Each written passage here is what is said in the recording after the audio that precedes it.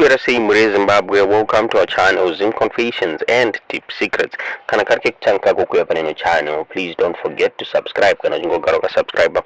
Don't forget to comment and share this video. Nasi muri Zimbabwe takwiranya yaburitswa na former MP wokwachivi wezve vari supporter veZANU-PF vakila zivu vabuda vachitaura pamusoro pekurikolo kwakaitwa 15 mamembers of parliament CCC vakataura vachiti chiitiko ichi chakaitika hachina kumira mushe muri Zimbabwe. Vataura vachiti zvakaitika sei kuti party isina mastructures inoita an interim secretary general anokwanisa kurikola maMPs chinzi zvakafamba sei for a party isina structures kuti interim secretary general arikole vanhu vashinzi simbairi anorwana kopi rekurikola maparty members aya muri Zimbabwe. Abuda achitaura achiti zvakare zvikuratidza kuti maybe pana someone akapiwa mari kuti adestroy CCC. Vakataura vachiti hazvisi necessary kuti CCC idestroywe nekuda kwekuti Zimbabwe ichangobva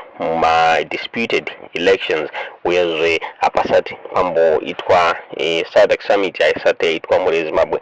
Vakataurwa vandozo vataura muri Zimbabwe vachiti Zimbabwe ichangobva fresh elections saka hapana need yekurikolwa kwema members CCC amene munoona sei nyaya yaburitswa navakila zivu kuti zveshuwa pangava pane munhu here ari kufanda kuti CCC idestroywe kana kuti CCC ndiyo isina kurongekawo muri Zimbabwe. Tudze zvamunofunga pamusoro penyaya iyi mucomment section.